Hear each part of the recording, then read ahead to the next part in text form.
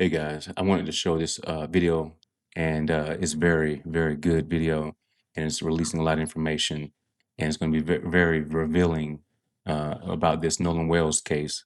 So make sure you stick around and watch this, and please hit the like and subscribe button. So Nolan is and was an incredible, just incredible soul. He was the person who, no matter where you were in life, what was going on, he was going to be your biggest cheerleader.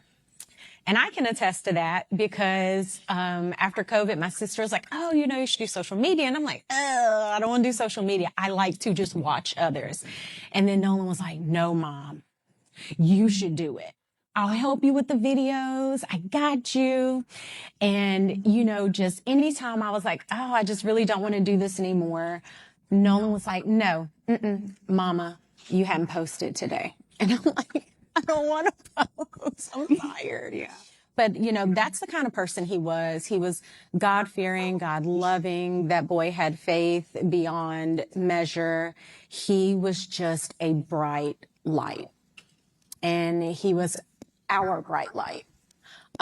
As far as that day goes, went to work. And that's how you know that there's true evil in the world. If someone can try to victimize Miss Christine when all she's trying to do is find answers for her son. And look at this mom. She's distraught, heartbroken. And every night she has to go to bed without knowing any answers. While they're just sitting with all of that information, I'm sure, not wanting to provide it for whatever reason, more than likely the fact that they don't want to give us the satisfaction of providing information that will most likely implicate those boys. And because they don't want to have pie on their face, they're keeping this information and never giving this family any kind of solace of knowing what happened to their son. He was making salmon. So he was FaceTiming me as I'm trying to see patients kind of in between, of course, not answering the phone in the room. And he's like, hey, Mama, how does this look? Is this enough season? Like, what am I supposed to do with this? And I was like, okay. I was like, you don't have to do that. And he's like, no, I'm going to take care of it. I was like, okay, sure. And so he finishes cooking, get home. He's like, yeah, what you know about this? And he was, guys, when I tell you, he loved to joke. Like, he was just one of those people. He wanted everyone around him to smile, be happy, feel comfortable and accepted. And that is the kind of person God made him. Us as parents, we definitely had that influence, but Nolan was just naturally a peacemaker. Yeah.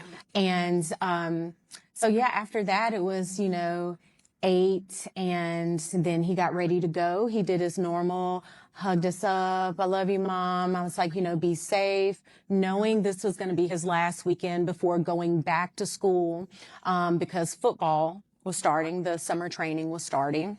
And this was his second year at Southwest. And so we knew this was going to be a big year for him. Dad and him had been training and doing all these things and really just kind of sitting with him and letting him know, like, hey, we're going to the next stage in your life as well as, your football career. So the focus was there and he was ready. So he leaves that day. He leaves that day with, he drives his car. And he told us kind of a general, like, hey, we're going to go to the island. Like, we knew that. I'm staying at Jack's house. And Jax was a friend I think we've met in passing before. And that's the thing, I always say there's a difference in meeting someone, knowing of someone, and then knowing someone. Knowing implies that we've sat down, we've had discussions about your hopes, your dreams, knowing you, okay, hey, he stayed the night at my house, which Wyatt, one of his friends, he had stayed at our house a couple of times. And then Jax. I just want to stop for a second because I want to reiterate that in no way do I think that they really meant any harm to Nolan. I feel like possibly what happened, if they might have been goofing around, it could have been some drugs involved. I don't know. I'm not going to put that or imply that Nolan would have taken any drugs, but It's something that happened that caused them to maybe become afraid and didn't know what to do, and they panicked, and they probably got information or advice from a grown up that we found out that there were more grown ups there than we thought, and so it's possibly that a grown up may have intervened and came up with this plan. I don't know, but I don't think that they meant any harm. I really feel like it was an accident, but there was a cover up. Again, that was one I just maybe saw in passing a few times. There's only a handful of young men that we actually knew, like he grew up with. And when I say grew up, I'm saying from like first grade, they've known each other all through high school now that they're graduated. And that would be like Jalen and Javon, LeBaron. Those are kids that we knew. So it's just, it's been hard seeing all this kind of play out. Yeah. And, you know, these are people that he considered friends. Yes. Dad, I want to ask you because So me and my sister are, you know, cleaning up, and this is about 8. And she's like, hey, you know, no one hasn't texted us. Like, and that was the thing. No one was really big with communication with us, right? And so I call him, doesn't answer. I end the call. Call back, and this is probably, I think, maybe around 8.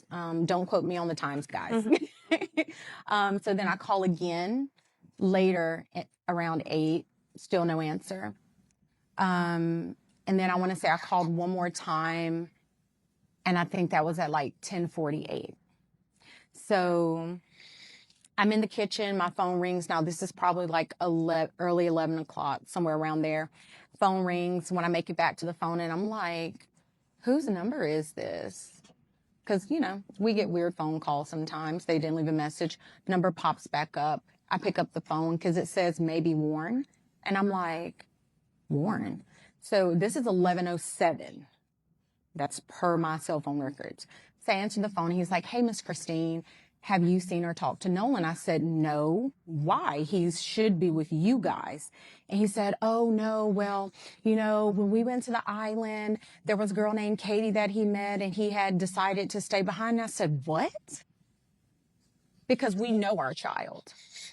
And Nolan isn't one to be like, oh, well, I'm just going to throw caution to the wind and I'm going to stay here with this girl that I just met. So I'm on the phone with him. Now I'm in a panic. I'm running to my room. Elmore was in bed watching a different movie, and I'm like frantic. He's like, what's going on? I'm like, Nolan is missing. I'm trying to pull up the GPS as I'm talking to him.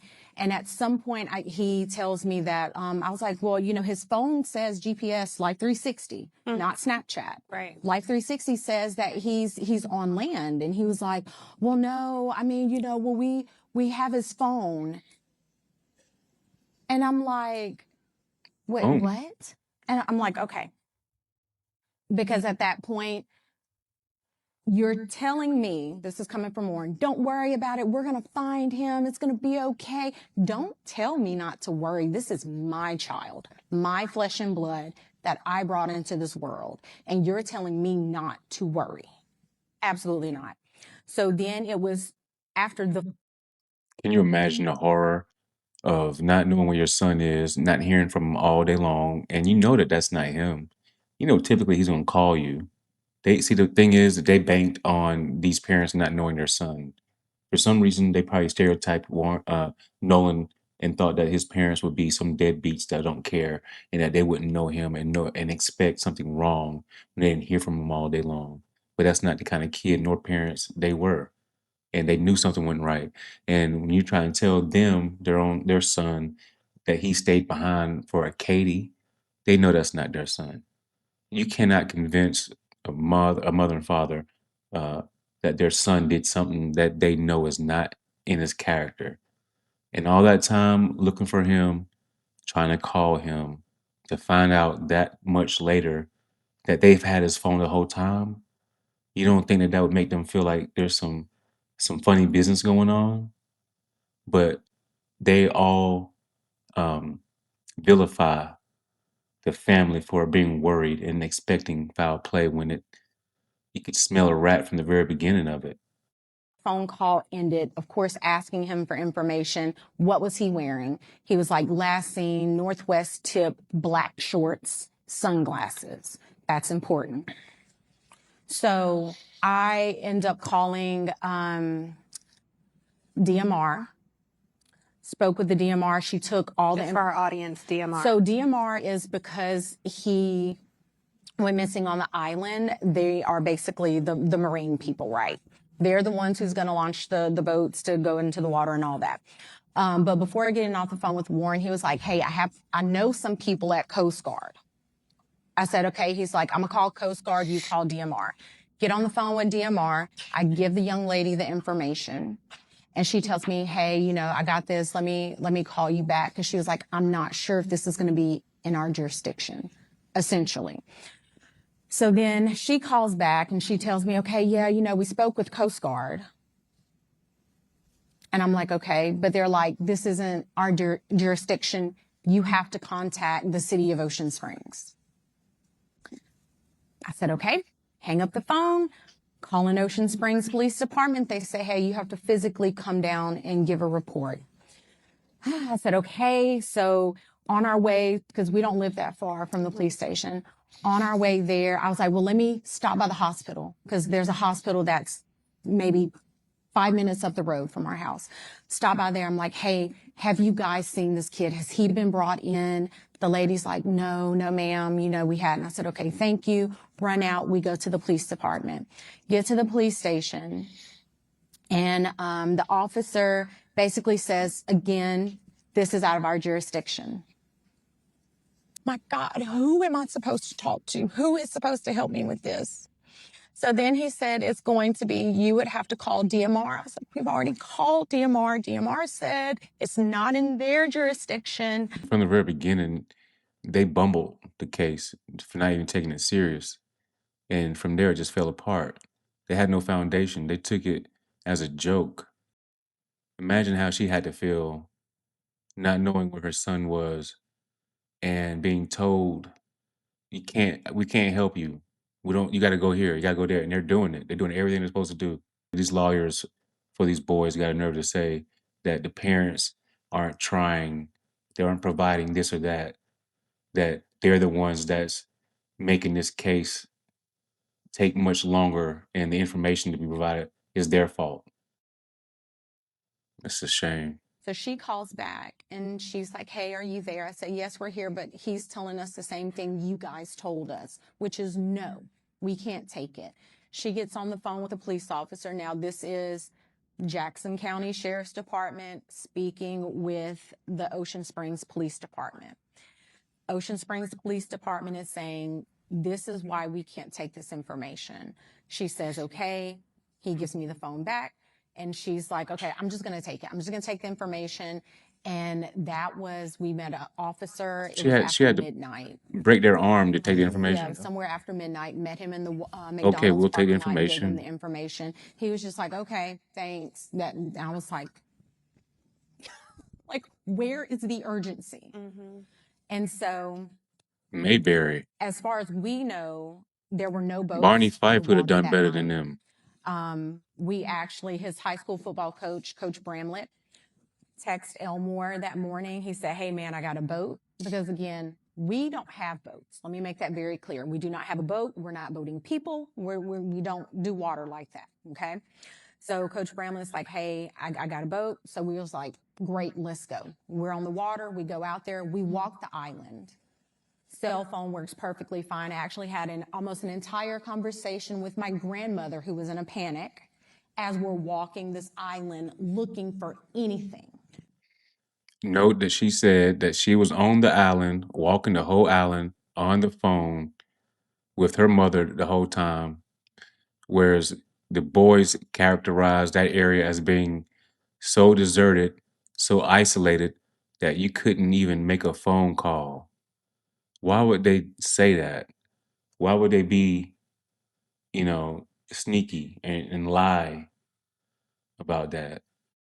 And actually, a classmate of mine called me that morning as we were going out to the island with this coach. He's like 40 miles away. He calls in, hey man, I got the boat. Me and my boys were gonna go out there and help you look. I didn't call him. He called me, and we're gonna start on this end. Well, I said, well, we're probably gonna start on the other end. So me, my wife, Coach Bramley, and a high school classmate of mine were the only. We were the first ones out there looking. Um, like I said, we docked the boat, got out the boat, walked on the island. She had a whole conversation with her grandmother on the island. Got back on the boat, went back around the island. I guess that would be the north side, facing the Gulf of Mexico. I get another phone call. So my phone worked fine. They hate Crump. They hate Al Sharpton. So much so that they're allowing their hate to bleed into their hate, to hating the parents. And this whole damn thing, if there's anybody that's innocent, it's the parents and Nolan. But they're gonna try to paint Nolan as though he was drunk and he was just off his ass drunk and he caused his own death. That's what they want to show. That's what they're trying to paint it. So much so they took his throat away. The interior neck was missing. And when I say missing, I mean that the original medical examiner, the Mississippi medical examiners, actually held back the front of the neck. And according to Dr. Mitchell, the independent examiner, he said that it is not uncommon to hold back interior neck structures if there's more investigation to be done. That being said, on this independent autopsy result, we weren't able to know what the hyoid bone looked like. Was it fractured? Were there signs of asphyxiation and strangulation? We don't know that. We also, on this independent examination, don't have a clear picture of what the lungs looked like. Was there water that entered the lungs prior to Nolan's passing, which could indicate a drowning? Or were the lungs completely empty, which could indicate that he was already deceased before entering the water? We do know that according to the independent autopsy, there were no broken bones, okay, no skeletal fractures, no overt signs of bruising or trauma on the body. There are still a lot more questions to be answered, but here we are. We got the preliminary independent autopsy report before getting the original autopsy report from the Mississippi medical examiner. The cause and the manner of death for Nolan Wells at this time is undetermined. There were some significant findings. One was a 12 by 8-inch lesion on the back of the head, the occipital region of Nolan's head, and it was reddish in color. We don't know why he had that lesion. Could he have had blunt force trauma? Could he have had an intracranial bleed? We don't have enough information. We do know that according to the report, there was no skull fracture, but we don't have enough information from the brain to know if there was trauma. And it is possible for this to have been a post-mortem change of blood and fluid that just pooled to the back of the head. That's a possibility. So this whole thing about not having phone service, I don't know. I don't know if it's the carrier or what, but ours work fine. I think those around maybe 8 o'clock. Yeah, because we finished up Who around. was it? Jackson County or the Yeah, Jackson County Sheriff. finally showed up. Yeah. A couple of boats, they finally showed up. And by that time, I Just was go out here and see what them niggers want. They finally showed up. That he was at someone's house. That was the So that's where my hopes and feelings were. Had to pull teeth to get help. Then I would say maybe a couple hours later, my friend calls me back and he said, well, we're going to give it and go. But he said, look, I can gas the boat back up. And if you want to go back out there, we can go back out there. I said, I don't want to go back out to the island. I have a feeling that he's not there. And I don't want to go back to the island. So he said, well, if you do, it's probably true. We can go right now. It's probably true. He wasn't there. A daddy could feel that his son wasn't there. And they probably had his body and planted him there. Because Elmore says later on in an interview that he feel like it's highly strange that they were there in that same spot where this body showed up at just a day before. Now I know currents and all that shit and low tide and high tide, but I don't think that in just that short of time he could go from nowhere in sight to on the beach. Like he was planted there. Said, don't worry about it. I appreciate you coming out there. But he said at that time that helicopters were out there, more Coast Guard, more people were out there. So we get back on land, and as far as the keys, what was that night? Or was it That was that night. that But was it the night like the call. Okay, let me back up. early. As far as getting the car back, after we gave our report to Jackson County, the sheriff department that night, we were trying to figure out who to get a report to. We had a friend in the family that located his phone. We wasn't there to get the phone, but apparently there was some kind of friction with getting his phone. Yeah. We don't And it know was what the friction So the was. phone and the key were That's when they at called the same police. location, which was Jack's house. Okay. And again, all of these kids share their locations on Snapchat. And so she was like, hey, I can go pick his phone. They all share their location on Snapchat. That's how they knew how they could track where they were going at that time. In that last interview that those boys had, they were talking about how they could see where Wyatt was or someone as they were driving. That's how come they knew.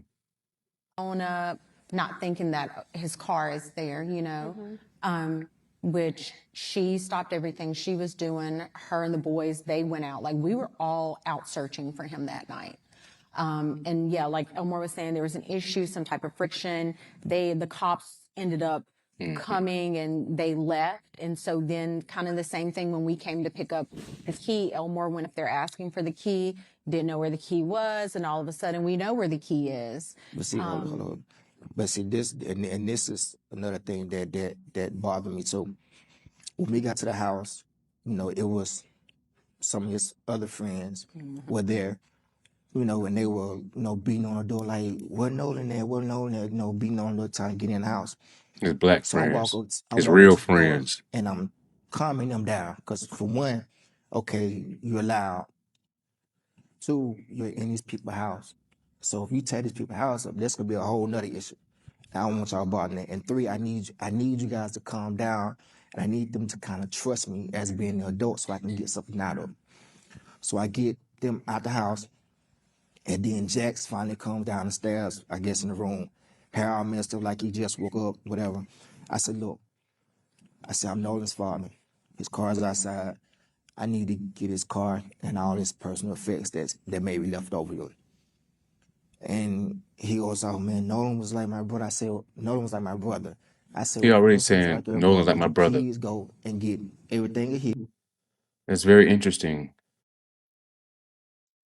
Why would you go there? To me, the human psyche always wants to quickly take themselves out of the equation of where somebody may place blame. So they'll say, Nolan was like my brother. That's why they're all are saying that they were Nolan's best friend. They were all his brother. But yet during interviews, like he pointed out, they use his full name when they talk about him. They call him Nolan Wells, which doesn't seem very personal. I think it's a lie. I think he sometimes hangs out with their friend group, but he's not part of their friend group. Is so I can get his car. I can go home. So he walks off. 2 or 3 minutes later, he come back. I don't see the keys. Okay. So I leave out the house, go back outside, stand by the car. During that time, one of the guys that was in the house, one of the other friends, he was on the phone with a girl who was apparently there with them earlier that day. And she was telling him that his keys was on top of the Xbox in his room. So he goes back up to the door by himself, and we're still out by the car. And lo and behold, here comes the keys. So now to me, you lied to me 3 times. I don't believe nothing that you tell me from here on out. And this is Jax. This is Jax. And eventually he does Jax. give you the keys. Yeah, eventually get. But there was friction getting the keys. Yes. So for one, you tell me my son is on left still on the island with a girl. Strike 1. 2, you have his phone. Strike 2. And 3, you don't give me the keys when I ask. Playing games. I don't know any father who would believe just if one of my friends did that. I'm gonna be cordial with you, but I'm gonna watch you. And I just Ben, I want to ask you, because I'm hearing these two parents who essentially had. This all happened within, hours of them finding out he's missing. And you expect for the family to not think that there was foul play when look at all of that happened, all that transpired before this became a story. It appeared that there was something that didn't quite sound right. It was never ever about like they're trying to place blame on somebody. They just want answers. to become search and rescue or law enforcement, looking for their own child with such a lack of urgency on behalf of law enforcement. Obviously, we're talking to Black journalists. We can't ignore the ugly racial history of Mississippi. I looked into the demographics of the Jackson County Sheriff Department. It's quite asymmetrical. But also just the general attitude and the lack of value when it comes to Black life. Does this sound like a normal process for when an 18-year-old goes missing to you? What holes have you seen in your looking into this case? Tiffany, that was the question that Christine and Elmore had when they first called us. They wanted the truth of what happened to their 18-year-old son, Nolan Wells. And they had concerns whether they were going to get a fair and impartial investigation. And from that day to this one, it has been the same objective: to have truth, transparency, and find out what happened to Nolan. They said, we want a thorough investigation, because when they found Nolan, they expressed to me that the sheriff had already said no foul play. And they was like, no, my son, he knows how to swim. Our son is a college athlete. Our son is in great shape. We don't believe that he just drowned and nobody knows nothing. Nobody saw nothing. I mean, there are about 300, 400 people on the island. And so that's what they were saying. We want to know what happened. We want truth. We want transparency. We don't want his death to be swept under the rug. Well, just so to make sure the audience and the people watching at home know, so they did declare very quickly, as you're noting, that he drowned when his body was recovered on July 6th. Mom and dad and you all know that he is a student athlete, able to swim. On July 4th on Horn Island, it was very crowded. Certainly the suggestion is someone would have seen a child in distress. There is going to be the convening of a grand jury. Now, the DA of this area, Angel Myers McElrath, is a very out loud, proud Republican. If there is a U.S. attorney appointed to this case, it will likely be a Trump appointee. I'm just curious, Ben, from you and Rev, I think we have to be very candid here. What concerns do you have about the racial animus that we are seeing so much of play in this case? Well, you or Rev, whoever. All I'll say, and then defer to Rev, you want to believe that this is a child, that everybody is going to do their level best to find out what happened, so these broken-hearted parents will know what happened to their child. In time, we've seen Christine and the family be attacked just for asking questions. What happened to my child? Trying to say, no, we want to question this part of the investigation, that part of the investigation, because day one you said no foul play, but tell me now, what are you doing to be able to get us to the truth? And that is, it causes them sleepless nights. We talk at night. And so trust but verify. We are trying to cooperate everything we can do to say, hey, we want to help, but we want you to give them a thorough investigation. We want you to do for him what you would do for your child. Rev, I'm going to come to you in a sec, but you brought up something, Ben, about attacks. And certainly as journalists, we have a keen eye, and I have noticed that the narrative around this story has shifted to the threats that are going to the young men who was with Nolan. They've hired attorneys who previously represented Donald Trump in cases. They've gone on very MAGA-friendly podcasts, and I just want to make sure that we keep the main thing, the narrative, to the victim, to the actual child who died. And I'm curious, Christine, if you can weigh in on what threats have you and your family experienced? So there have been a big smear campaign, just not only professionally, but personally for me. And they attacked your nursing license. yes, so it started out with 1-star reviews of people saying they saw me, my office verified that these were incorrect. And then it went so much as to someone contacted the Board of Nursing, and then that opened the investigation for the professional misconduct. There was no evidence presented for that claim.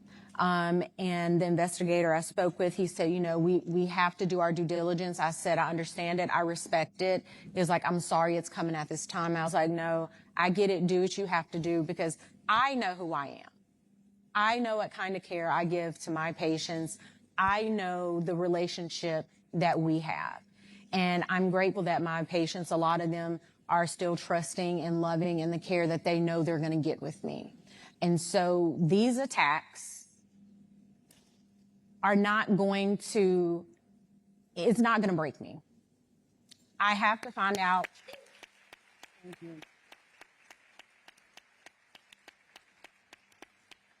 We have to find out what happened to Nolan. That is the only question we've ever asked. We've never blamed anyone. We've never tried to smear anyone. I know I heard something about the picture. That picture was sent to me because this is a picture of him on the boat with the people. Yes. And what it was is they were like, the person was like, Miss Christine, the information is incorrect. This is what he was wearing. Because initially he was in black shorts, which again, that is the information I received from Warren verbally and via text. When she sent me that picture, I was like, oh, completely different color. These are like a blue-gray short. So we had to correct that. But I'm grateful. We are grateful to all of you. Thank you for keeping our son's story alive. And thank you so much, Tiffany, for having us. I think that's part of our assignment here, our responsibility. So often in newsrooms, we have to defend and define Black life and defend and define our own humanity. And so it makes a difference. The same way in other newsrooms, when you see someone and you feel like they're familiar, that so happens as they resegregate newsrooms and lay off Black journalists en masse, that goes away. So the people in this room have a keen interest in this story because they see your humanity, and that's what we center in this conversation. Rev, put this in historical context for us, because as I look at Mississippi, I don't have to tell you of all people some of the immediate thoughts that surface for us here. Well, when I got the call from Ben Crump and he had the parents connected, and they told me the story, I'd not heard the story. I heard something about some in Mississippi. But when I heard the details, the thing that jarred me from a civil rights point of view, and I've been working, Ben has come National Action Network for 20-some years with a case, and then from there on and on and on. And if it's not a civil rights position, we don't get involved. And when they told me that law enforcement said there is no foul play, that's a prejudgment. And I said, wait a minute. They said, the parents repeated to me on the phone. I said, they said it was, this is 2 days after it happened. And how do you investigate and there's no foul play and you don't even know what happened yet? So that's what perked my interest. So I said that, well, we'll be involved and we'll help to the best of our ability. Talked another day or two. I said, y'all come to New York, we'll have a national press conference. That's how we broke the story. The first national press conference they did at our headquarters, National Action Network. And then all of a sudden, it was all of this attack for getting involved. And so, and they asked me to do the eulogy. I said, we'll take care of the funeral. Tyler Perry called me and said, no, I'll take care of it. So the thing that bothered me, one, it was prejudgment. Second, the parents of the guys that were with him started talking about they was going to sue us for getting involved. And sue, I don't even know the kid's name. So you can't say I defame your son. I don't know your son's name. But I will say this on this stage. I want them to sue me first. And I'll tell you why. No, I'll tell you why. And National Action Network, you serve the papers. Because I want to depose your son. If you sue, the plaintiffs are deposed. So rather than us depend on a Mississippi DA who's already had people saying it was no foul, let's go to civil court, any kind of court you want to go to, because you can't make this make sense. And direct to your point, Tiffany, as I said in the eulogy that I did, I don't know what happened. The parents never said they knew what happened. They never said it was racial. I don't know it was racist, but they don't know it wasn't racist. You don't know what happened. So why are you prejudging it unless something is there you don't want out? Second thing is, and I said this to Elmer and Kristen. I had hurt my knee. I had torn my meniscus. And when I tore it, I told Ben the truth. I did it working out one morning, but I told them I got it because I was on my knees praying too much. But anyway, when they took me to say they may have to do surgery, the first thing they said is, well, we got to get your medical history from your primary doctor. I said, okay. So I said in the eulogy that I don't know what happened, but I got your history in Mississippi. And the history tells me black boy go out with 3 white kids come back. There's a blurred story on what happened. Now y'all all hostile and all upset. Didn't have the keys, but then you had the keys. Some about this don't make sense given your history. And I'm going to stay on this until we find out what happened. It may be nothing, but we're not going to leave that up to chance with people that are distorted. We going to stay on this case. And lastly,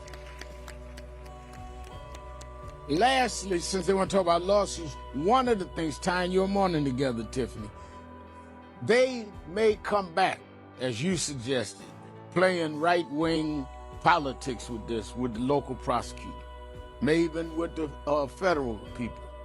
But if we have a change in January, and there is a Democratic House, I said that if Hakeem becomes the speaker, he needs to have the chair of judiciary, subpoena them to the Judiciary Department, testify. No, that's what this vote means. We need to have a check and balance of government so that we got somewhere to go. We can't depend to go to Trump's Justice Department. So we need to really mobilize so people like these 2 parents can protect their children.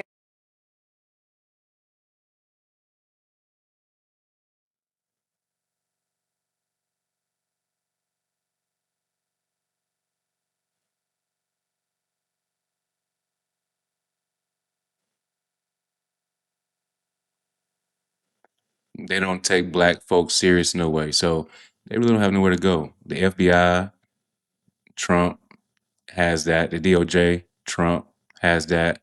Trump has their lawyers involved with these men.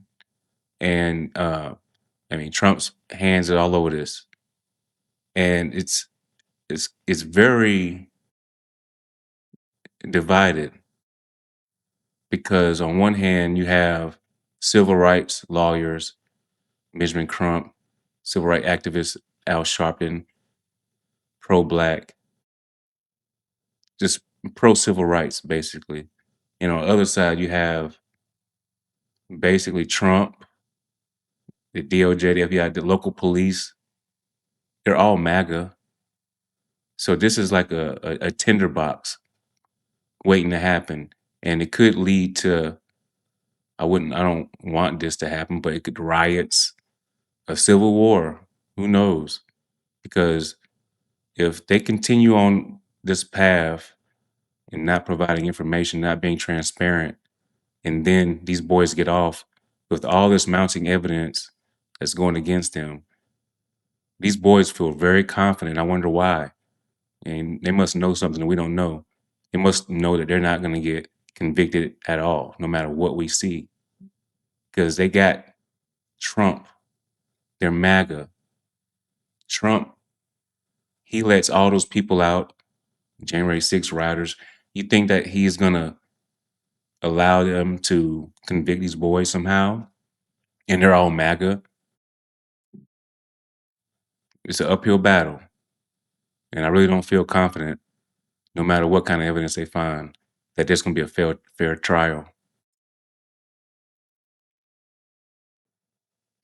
The more I think about it, the more I feel like the whole reason why they're being so slow and not forthcoming with the information and evidence is because they hate Benjamin Crump so much.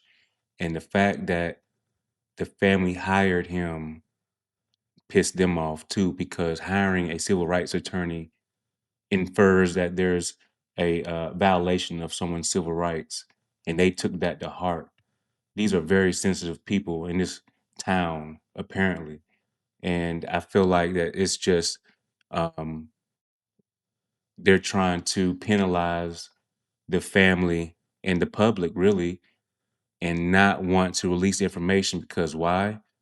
Because that information is damning, and they cannot allow the satisfaction and to have the pie on their face. And so I think that they're trying to hinder the investigation any kind of way they can and have this drip drop of information. It's not even a drip drop of information, it's none at all. And they're just stonewalling because those boys are guilty.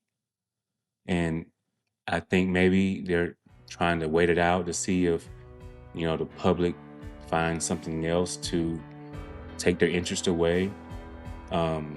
I wouldn't be surprised if we find out that aliens exist real soon, or an alien will come down, and that's going to take all of our. They will do something. I feel like that they'll do anything to make sure these boys don't get in any kind of trouble or charged with any crime. And like I said, it might not have meant to do anything. I really do believe that audio is true, and those boys sounded really sad. I don't really feel like that they meant for Nolan to die, whatever happened. But the way the oh my gods and the Nolan don't die, that's really happened. That really happened. And then there's that photo of someone looking like they're holding a black body up, and everybody around is just stopped and staring. And there's adults there, and there's people with their drinks, and they're all watching that boat where there's some kid with his back to us. We can't see anything else, but there are black arms as if there's a body there. And I don't know what it is. They're going to, of course, say that it's AI, like they're trying to say that the audio is. But I got a feeling really, really soon some things are going to come out. And the more evidence comes out, the more somebody's going to end up talking real soon.